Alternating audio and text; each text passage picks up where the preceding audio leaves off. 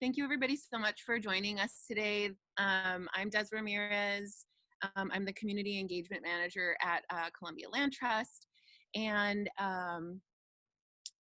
our team has been adapting to the COVID-19 pandemic and being remote and not being able to gather in person like we normally do in the summer. We like to do a lot of outdoor tours and get out on the land and see the different places that we conserve.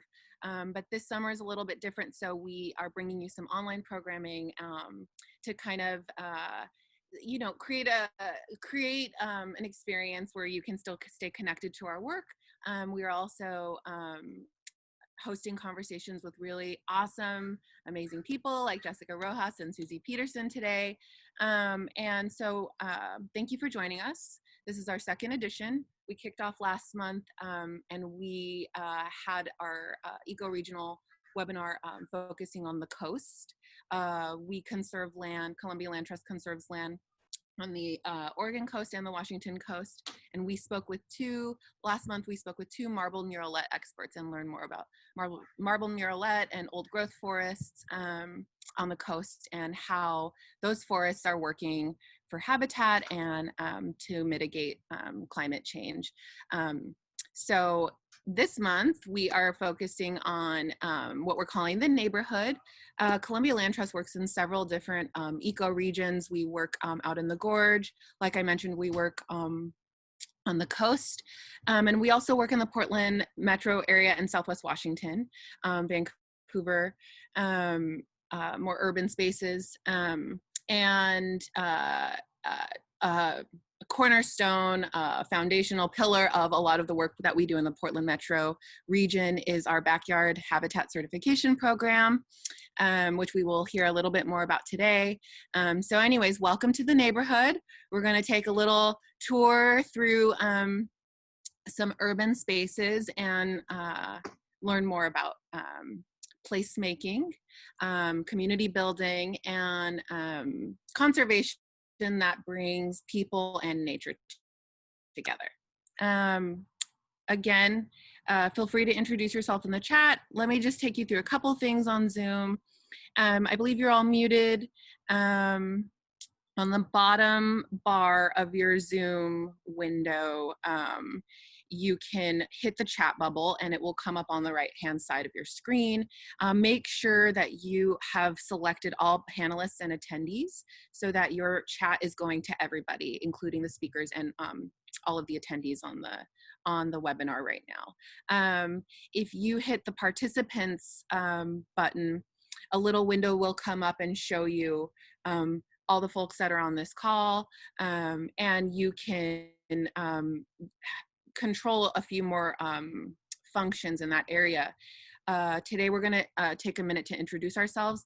Feel free to go in to your name in the attendee list in the participants window and hit the more button. There's a little drop down arrow there, and you can rename yourself and put your preferred pronouns that you would like to use in addition next to your name. And let's see, I think that's about it. I believe everybody's on mute right now. We will have a little bit of time at the end for some Q&A, but in the meantime, I really encourage everybody to use that chat function. Let's keep this interactive and conversational, and I will do my best to address questions in real time with our speakers. I think that's all I have. We can get started and move to the next slide.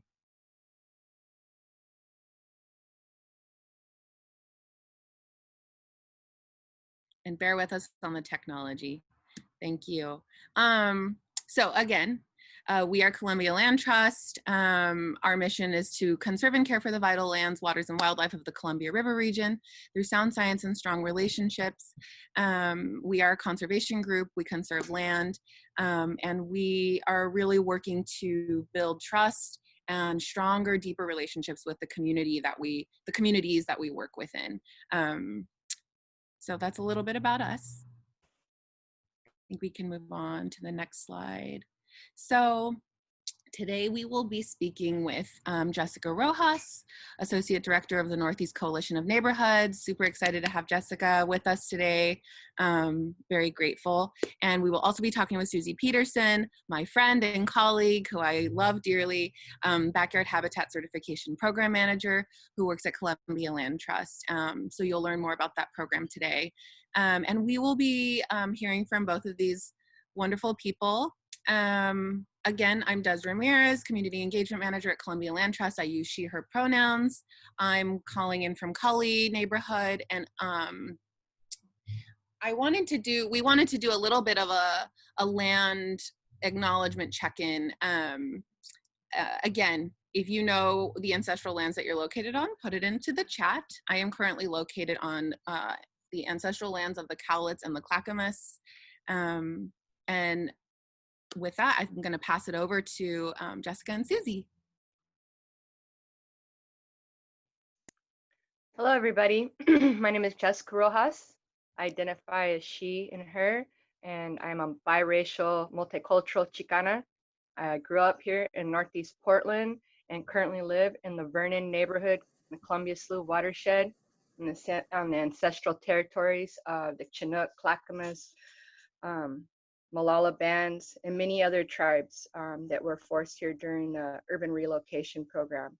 And I encourage our community to continue to learn more about what it means to be on this land and to reflect on how your own people may have came here. I've grown up here in this community since 1978 and don't live far from where I work, and it's an honor and a blessing to be here today. Thank you. Thanks, Jessica. Hi, everybody. My name is Susie. Like Des mentioned, I call myself the co-manager because this program is a really awesome collaboration between Columbia Land Trust, which is who I work for, and Portland Audubon. So together we co-manage the program, and it works out really great. It really helps us build our relationships throughout the region and just be more impactful on the ground. I use she, her pronouns. I'm also on the ancestral lands of the Chinook, the Cowlitz, the Molalla, and like Jessica mentioned, many other bands that have lived here over time. Let's see, I've been co-manager of the program for about 4 years now, but have been a program participant for 10. I became really passionate about wildlife and climate change and anything having to do with nature, really. Decades ago as a kid, when I grew up as a child in Woodland, Washington, in my middle school and high school years, I lived in the Midwest and the South. So I've been around a bit, but this will always be home to me. So just really love supporting the people, the wildlife, and the waters of this region. Awesome. Thank you, you two. And also, I just want to give a shout out to Tanya Mickelson, who's driving the tech on the back end. Thank you, Tanya. You are helping make this happen today.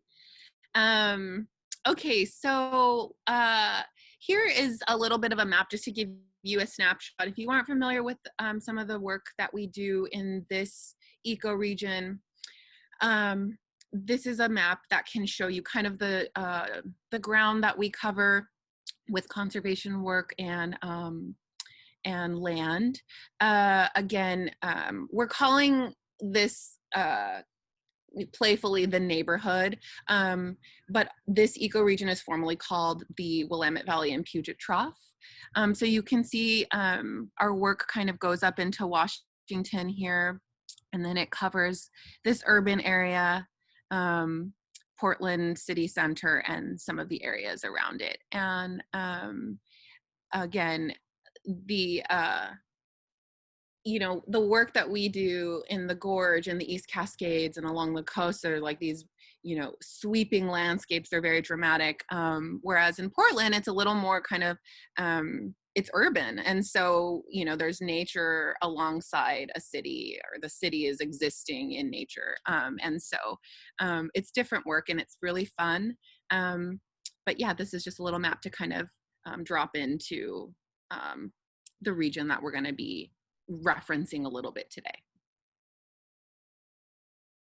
Let me go to the next slide, please.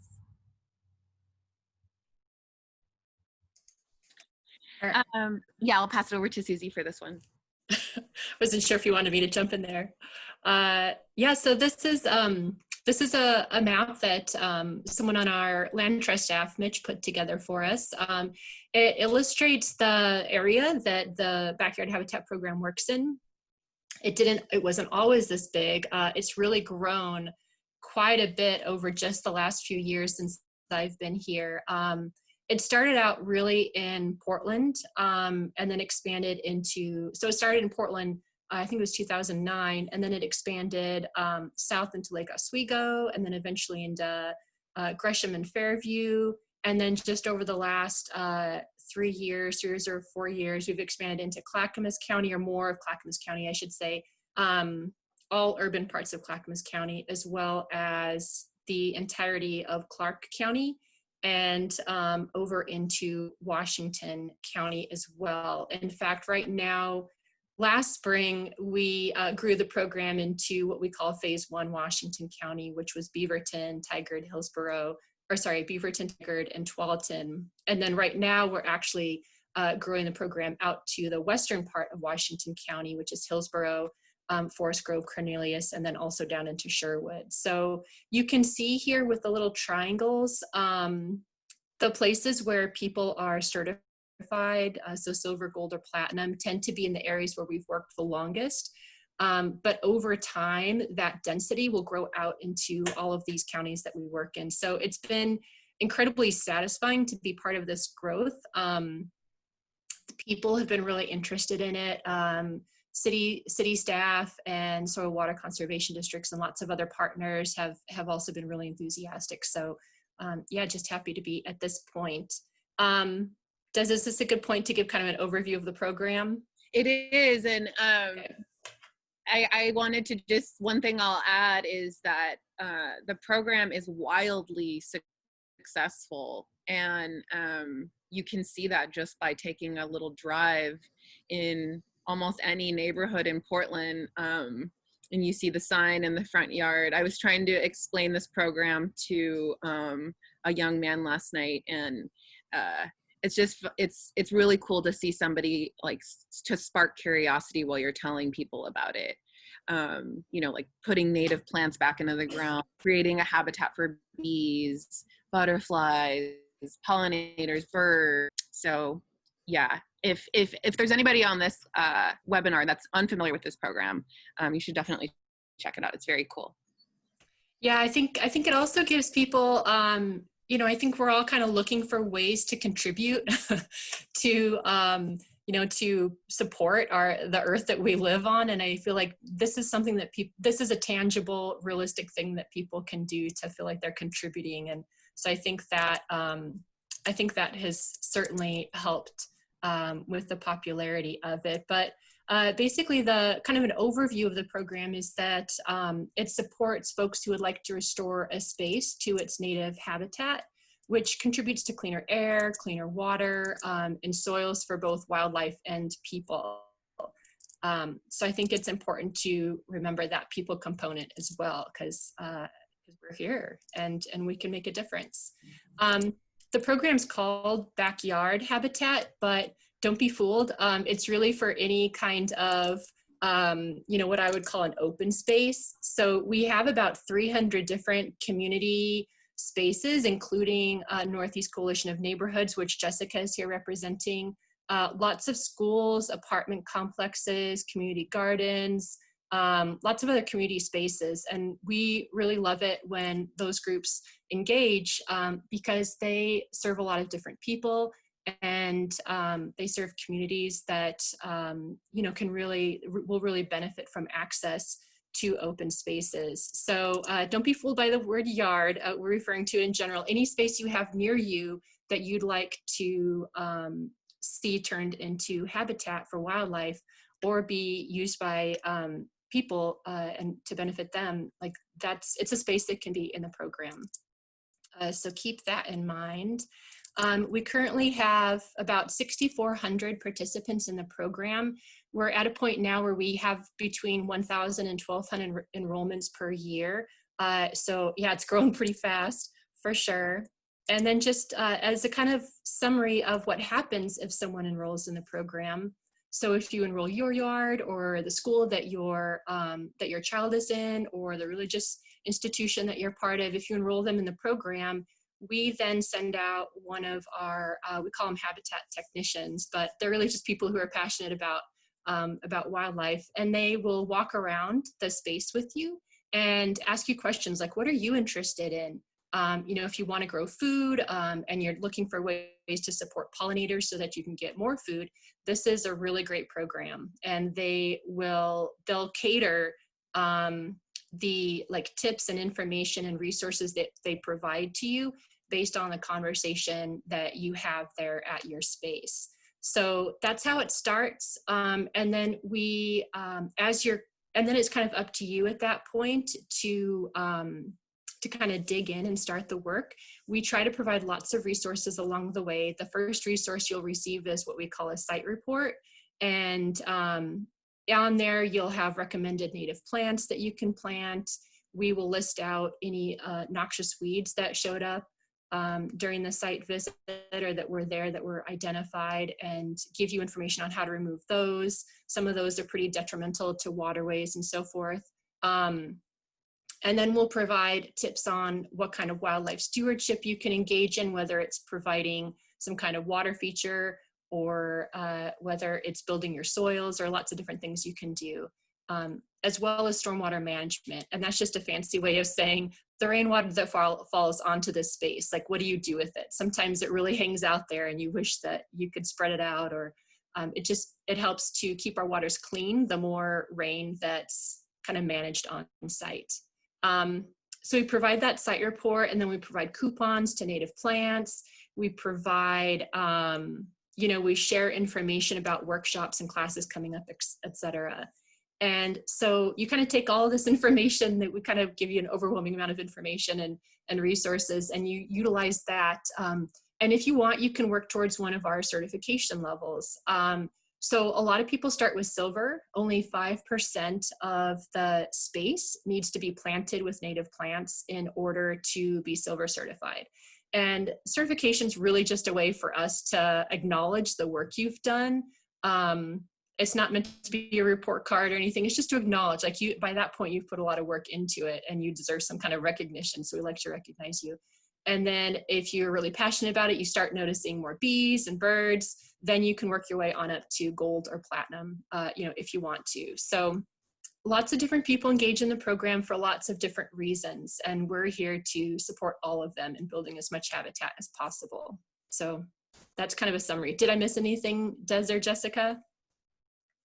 No, you did a great job explaining it. On a side note, I want to say that the backyard habitat certification program needs to go to Southern California desperately. I was just there for a month visiting my family, and the yards could really use this program. Just a short story. There's my childhood home there. There's a swimming pool in the back. It's very hot, and there's a large hillside with big trees. And there was just like a ton of bees, and it was almost like the bees didn't have anywhere to pollinate, and they were just going to the pool. They were being attracted to the swimming pool and just drowning instantly. It was very sad. And I just kept thinking about this program, like trying to think about like, how can we divert these bees to something else so they stop being attracted to this chemical water that they're dying in. Anyways, I was thinking about the program needing to move to a different region. Yeah, there are components of the program that can be used anywhere, and we try to provide lots of free information on our website, although we're hoping to upgrade it this year and provide even more free information so that anybody anywhere can get the kind of information that we share through the program. Nice. I see a question here from Maha Giuliani. Are there incentives for reduced taxes for property owners that are part of the backyard habitat certification program? I recommend looking into that option and having a discussion with the city as an incentive for folks to become involved with this program as it continues to grow. That is a great question. Yeah, I love that. That's really interesting. Yeah, I've actually I don't think that's ever come up before. That is a really good question.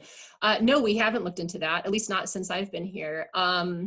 I know that we do share information if somebody lives in an area where the city offers incentives for like disconnecting downspouts or using conservation strategies for watering their plants and so forth. Like maybe they don't water their lawn or that kind of thing. Like there are some what are called stormwater management offerings from cities and so forth. And we'll share information about that. But no, that's actually, I'm glad we're recording this because I'll have to think on that and see what that would look like. Because yeah, certainly, you know, native plants can be expensive and we do what we can to try to discount them, but any kind of financial incentive or financial assistance is really helpful. Thank you for that question, Maha. She did include her email in there for a follow-up. And yeah, I like to just think about creative ideas. This program has so many creative intersections, but it would be super cool to somehow like partner with like home buying assistance for low income or, you know, medium income folks and introduce them to this element of what could be an element of home ownership, a really nice one. Anyways, awesome stuff. Love this program. Thank you for sharing, Susie. Again, everybody, I encourage you to put questions into the chat and I will field them as we move along. I think we are at the part of the presentation where we will transition over to Jessica Rojas, who I'm super excited to have with us.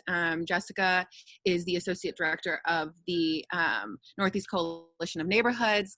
And I'm just gonna read your bio really quick. Jessica is a third-generation Oregonian raised in Northeast Portland. She provides technical assistance, advocacy support, and training for community and environmental groups in North and Northeast Portland, including neighborhood associations. Prior to this position, she worked on the development of watershed restoration projects and best equity practices in granting. She also serves on the board for the Northwest Center for Alternatives to Pesticides. Welcome, Jessica. Thank you so much for being with us today. Thank you. Thank you for having me. And I just want to say that my bio that's up on our website is a little dated. So I'm currently not with the Northwest Center for Alternatives to Pesticides, but I am the board chair of Grow Portland. And we serve 12 different schools here in the Portland area. So thank you for having me. Again, my name is Jessica Rojas, and I work for the Northeast Coalition of Neighborhoods. And just a little background on who NECN is. We support the 12 neighborhoods of Inner, North, and Northeast Portland. We were born in about 1974 by Edna Robinson and Sharon McCormick. And reason why our coalition was created is in response to a lot of urban renewal practices that were happening throughout the city. The creation of freeways was tearing down neighborhoods. At that time, they were blighting neighborhoods in our community. And so the community came together in response to a lack of planning and infrastructure and investment. And so that's how we were created. The 12 neighborhoods that I support are all unique and diverse in the way they do their work as neighborhood associations. And we're not just strictly married to neighborhood associations. I'm pretty fortunate that I get to support a lot of hyper-local environmentalism. So we do fiscal sponsorship.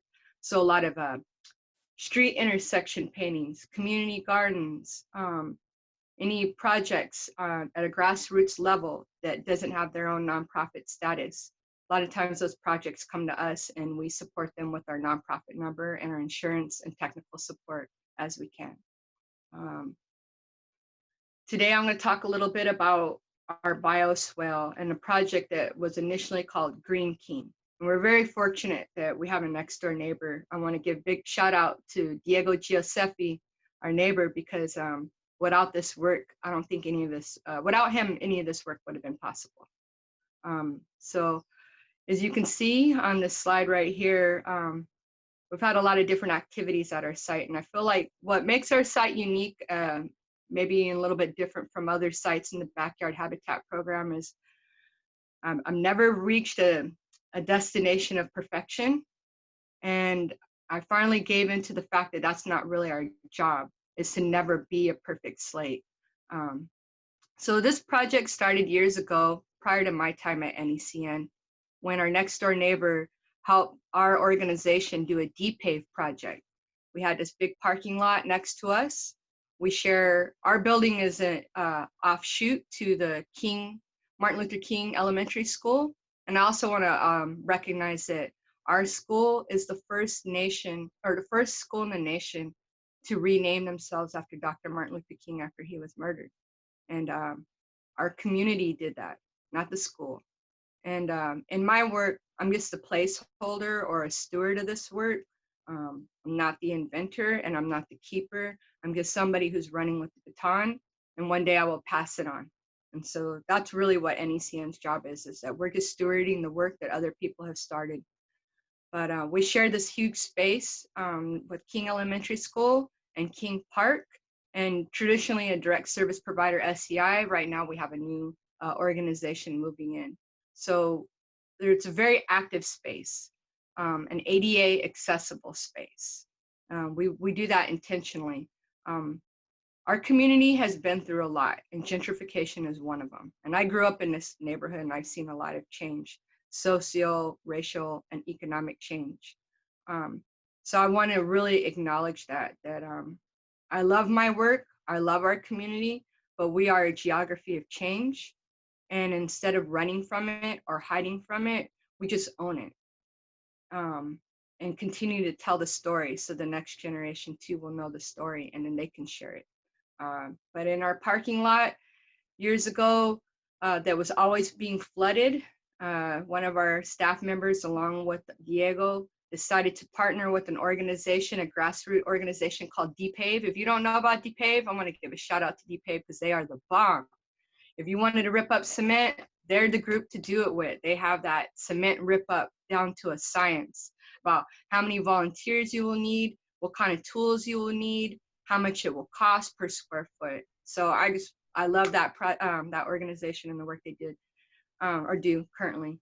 And we hosted a DPAVE project where it brought a lot of members of our community together to just tear up a small BiosWhale in our parking lot. And one thing that I think is important about that is that, you know, we've strived on creating nature habitat. We've strived to prevent flooding, but we did this in a way that didn't necessarily take away human access, that didn't impede human access. And I want to just hold that as a theme or as a challenge to my peers in this environmental movement, because sometimes it feels like in order to create access for nature, you have to take away access for humans. Or in order for there to be access for humans, you have to take away nature. And so what I would say is to always think about ways that we can have both and how those two are coming together and interacting with one another. So on this slide right here that you can see at our organization in the bottom corner, that is just the initial DPAVE and planting party. And that's Diego's son actually in the photo. And I just love looking at that because right now there's so many plants growing there in a way that at times it feels like I can't keep up with. As an organization, NECN, it was not born or created to keep up with that. But that's not necessarily my job, is to do that all. My job is to create opportunities for our community to come together and steward that.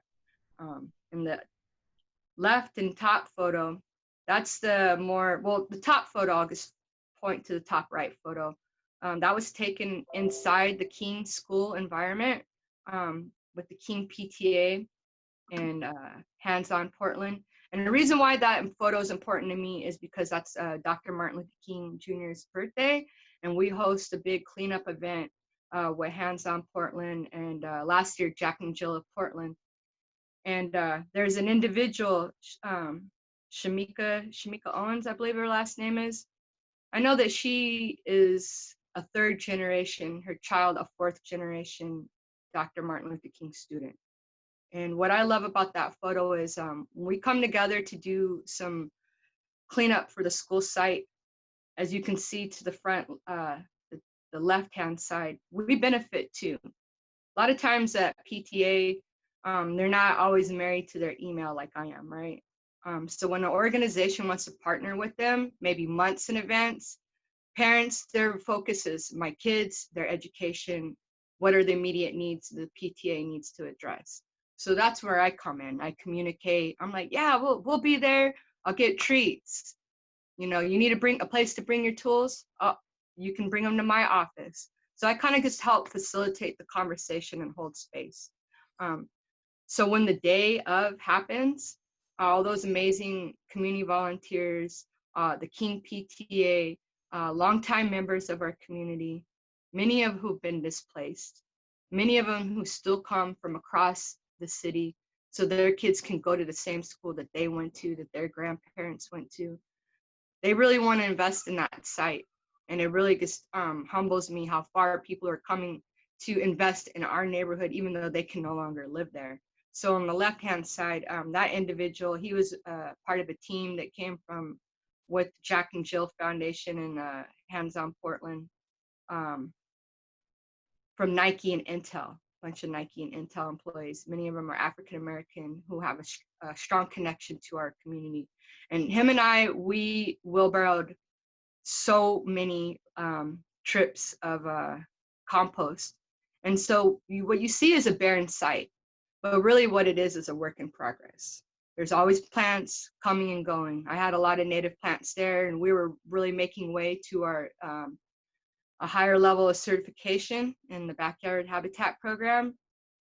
And then the Bureau of Environmental Services had to redo the sewers at our facility, and they tore out all my plants. And what felt like a setback really is an opportunity for me to have continuous engagement with people in our community who want to invest in our site.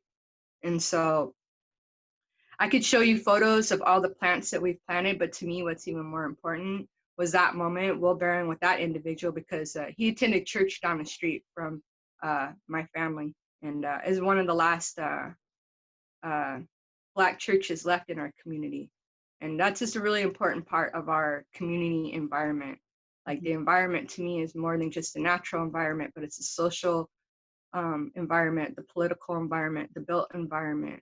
So a lot of the work that I do is about advocating for land use and who gets to be a part of it, advocating for more livable communities while balancing the aspects of what comes when you create really desirable, livable communities, right?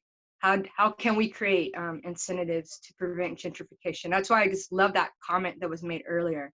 And that's the world that I want to be a part of, is where we can create creative solutions that everybody can have access to nature.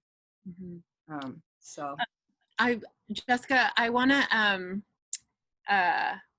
for those that are unfamiliar with NECN, will you share what neighborhoods are a part of the coalition and take us through a little bit of the relationship with neighborhood associations?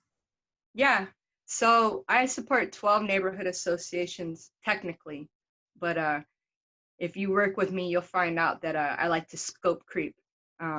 If you're in the Columbia Slough, we have a vested interest in you. We share the same air sheds, then maybe we should be doing work together to make sure that we all have cleaner air. So initially, we were born to support the neighborhood associations. But as time went on, to make sure that we're very more inclusive of all of our community and that we can serve everyone, we've expanded a lot of our work to what I call hyper-local social environmentalism. And the neighborhood associations are a very powerful vehicle to do that work. Perfect example, one of my neighborhoods, the Elliott Neighborhood Association, you know, and I'll just wait to back up. We don't oversee neighborhood associations. They're just all community volunteers. Anybody can join a neighborhood association.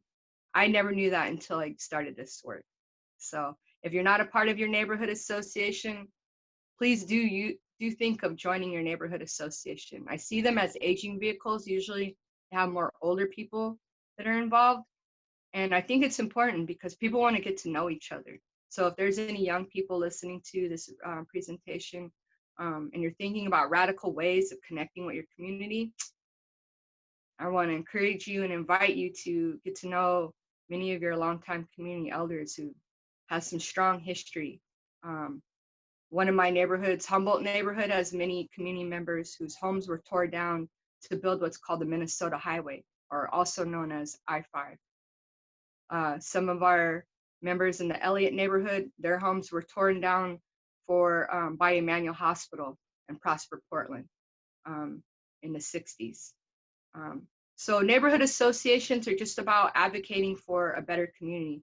Some of our neighborhoods host community cleanups, litter pickup events, some host garage sales, some just come together and have meetings to talk about what can they do to make the community better. Woodlawn neighborhood in particular, they're one of my favorite neighborhood associations. Are really invested in their school. They're invested in the community gardens.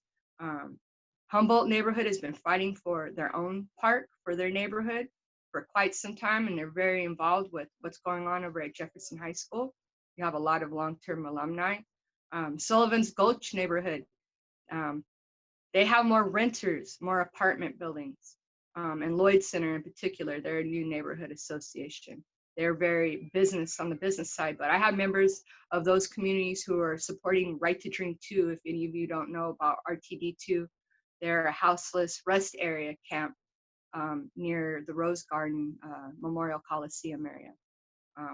We support them with technical support. We give them a little bit of money so they can do these community projects. And we're just here to kind of support what the community wants. I'm not here to police them.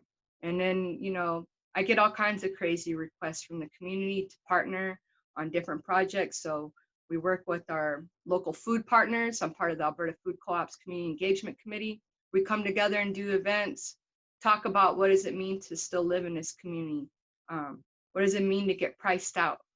You know, so that's where my focus has been about engaging the business sector, our neighborhood associations, our faith-based partners. So I work a lot with a lot of local congregations.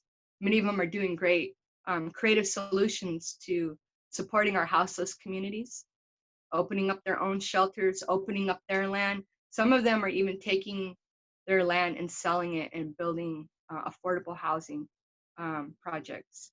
So, you know, I'm thinking about backyard habitat.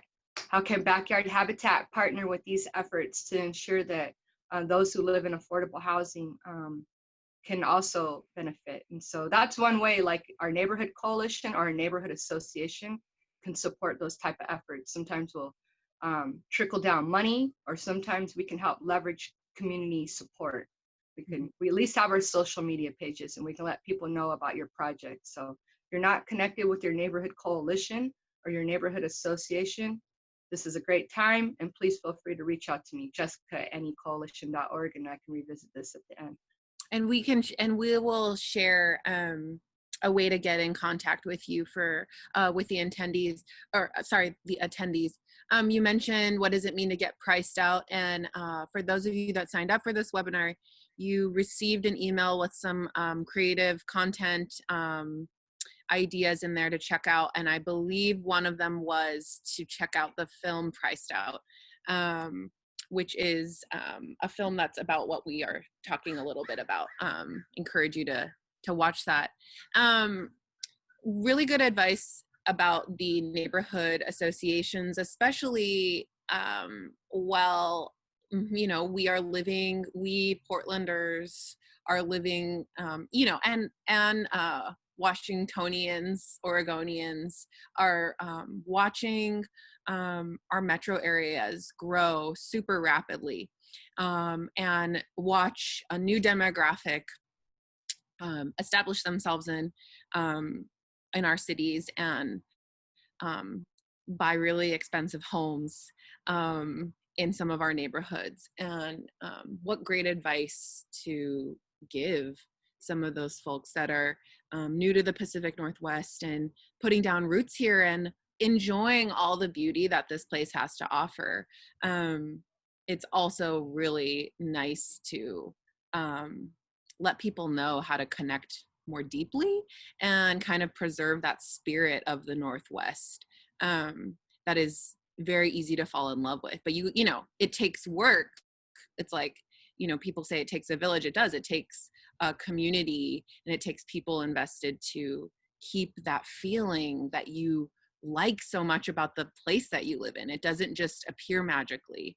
It takes work to keep that going. So I really like that advice, and I hope that's something that all of the attendees kind of take away with them today as they engage in conversations or are out in the world with people in our region. Jessica and Susie, we had a really nice conversation while we were, thinking about this this webinar. And there were, on a side note, there were a ton of photos that Jessica shared.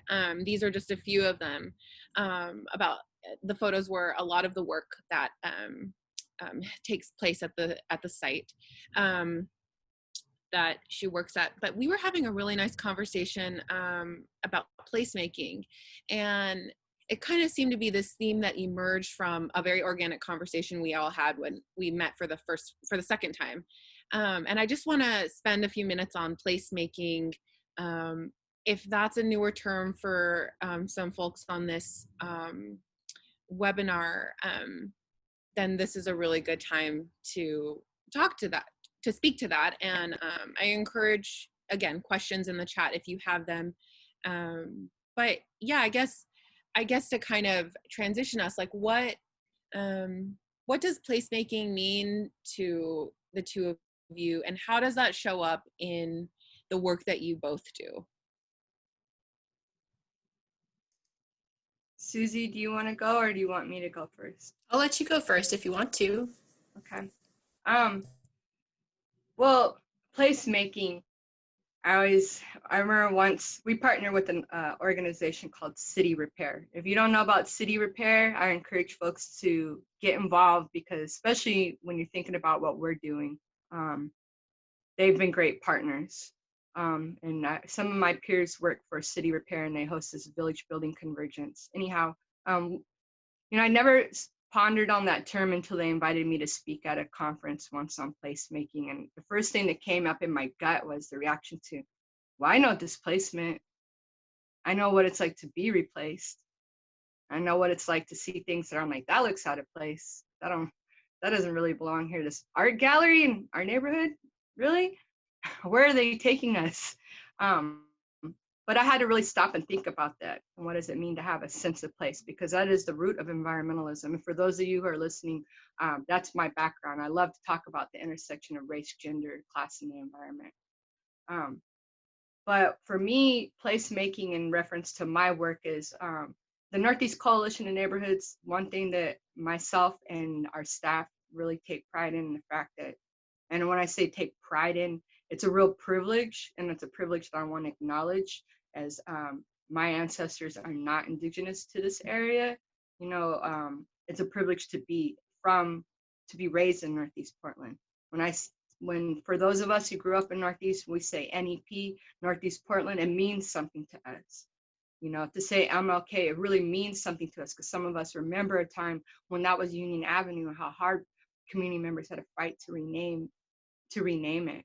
How hard community fought to be still in this place and not be displaced or replaced by other people, and to be continuously say, we're not fully replaced. There are still people of color. There still are longtime Northeast Portlanders in this community. But at the same time, while we talk about that placemaking, we have to recognize that even like for the historic neighborhoods, what history are you invoking? Because I have 2 neighborhoods that have historic designation, and that means they can prevent different building and activities happening in their community. They can encourage a certain type of place and type of environment in their community. But again, is that history that they're invoking, is that the real history of this land? And it's a short-lived history. I call it a mystery where the real history went. So I think of placemaking as a 2-sided coin. Like, I like to think about, how does this place make us, and how do we make the place? And so that's why I say, I'm not looking for a perfect, polished environment at NECN. What I'm looking for is an environment that people can contribute to, so that when they come to our area, they come into that lot, they see themselves in it. And the last thing I'll just say, I was a part of a youth program where we worked on the Whitaker Ponds in the Columbia Slough watershed. And my father was a part of the original team that helped do a lot of the cleanup. And because of that, I'm so tied to that place. I'm invested in that place in a way that I don't have to work for the Columbia Slough Watershed Council. They probably get a lot of free labor out of me. So that's something I just want to say. Susie.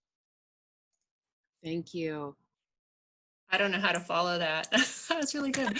Yeah, I think, you know, for me, placemaking is a term that I heard a long time ago, and I thought of it mostly as like kind of being intentional about the way you create a space and kind of putting people first. Like there was a period of time, there was a long period of time where cities were planned around like how are cars going to move around, or where are the shopping centers going to go. And then there was a time when some people pushed back on that and were like, no, people should be first. The way that people use use different parts of the city, like that should come first. But the more that I've worked with the really diverse community organizations that we are really privileged to have in this region, the more I've learned that it's so much deeper than that. There's a real, yeah, it's really deeper than that. For many people, it is maybe the first, second, third, fourth generation of their family being here, and that means something, and it means a lot. And being able to preserve, to like recognize the history, as Jessica said, and the displacement that's happened here, and the lands that have been stolen from Indigenous people. Like there's just so much history here that you want to keep in mind. But there's also a lot of new ways of being in this region that are being built by diverse communities, and they, you know, it's important for them to be able to create their own spaces, their own intentional spaces. I live near the Jade District, which is here in Southeast Portland, kind of right on the other side of 82nd Avenue. And I don't live in it, I live near it, but I'm close enough to it that I get to benefit from the way that they've created a space here, by being intentional about supporting. I should back up by saying, like, it's a very dense Asian American kind of neighborhood, and they really support their Asian American businesses. They're just really community focused. And that's one thing that I think Backyard Habitat brings to the table in terms of placemaking, is having a focus on community. Like, yes, we want to build habitat. That's really important. It contributes to the goals of the larger organization, Columbia Land Trust and Portland Audubon. But we're equally as interested in building community while we're doing that. Like we're not hoping that it's 1 yard at a time here and there. What we're wanting is for people to come together and to share resources, to inspire each other. So there's a lot that we do in the program to build community. And in my mind, that is a really good, that to me is placemaking in a way. It's like the people who are here and how they're working together to be intentional about how we care for this land, and how we care for the wildlife and the people that are here. Thank you. I think I'll share for a second on placemaking. I recently my mom sent me a talk, a Zoom webinar last month or the month before about placemaking. Sorry, there's a plane going overhead. I live near the airport. My mom sent me a talk about placemaking, and I thought I checked it out. And actually, one of her friends, this man James Rojas, he's based in Los Angeles. He's an educator and a community builder, and he was hosting. But the focus of that placemaking conversation was examining the Front Porch and the history of the Front Porch in communities of color and low-income communities. They were focusing on Los Angeles area, which is where I'm from. But I thought that was a really interesting concept, and I thought, like, what an amazing thing to explore. Yes, the importance and significance of the Front Porch, and what role did that play in placemaking as a concept in society, in community, and what did that what story did that tell about the folks that valued that space? I definitely see some parallel with front porch culture in Portland, where I live, and I just think I think it's just interesting to think about, like, what does it feel like to settle into a city or an urban area and create a place for yourself that isn't isolated or siloed from other people. Like, how do you connect with community? What does that look like? What does it feel like? It could be as simple as remembering the name of your cashier at New Seasons or Fred Meyer and just saying hey, or checking in for a minute, or like making direct eye contact with your neighbors walking their dog that you see every day but you don't speak to. For me, those are elements of placemaking, because it pushes you out of a comfort zone for a second, and it lets you tap into some humanity with people that you live alongside, and it makes you feel like you have stake in what goes on in this community and on your street, and you're looking out for each other. Anyways, those are some of my thoughts on placemaking. I could ramble on about that. And we just scratched the surface on that conversation. We have a few minutes left, and I would like to just open up some space for questions or comments. Please share them into the chat. Our Q&A function, I don't know if we were having some tech difficulties with it. You can try using that as well. But yeah, I just want to open up for any questions these last few minutes. And if we don't have time to get to a lot of questions today, we can definitely follow up via email, or we'll be sharing this recording out with the attendees, and I believe on our social media pages. Is there another slide too that we can pull up? I think that we just have an ending okay. slide that has okay. The websites to learn more about the work y'all are doing. Okay.